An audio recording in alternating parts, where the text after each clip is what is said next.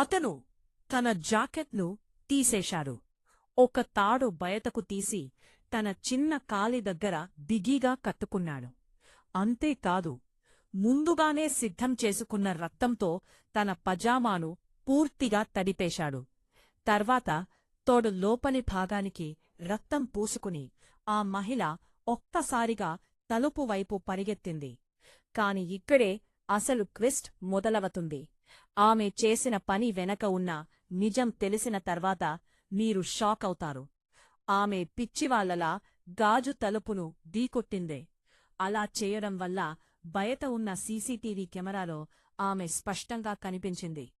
చూసేవాళ్లందరికీ ఒకే అనుమానం రావాలి, ఆమెపై ఎవరో దారుణంగా హింస చేస్తారా?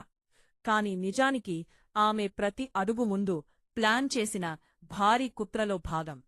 ఆ తర్వాత ఆమె తన తదుపరి ప్లాన్ను మొదలుపెట్టింది.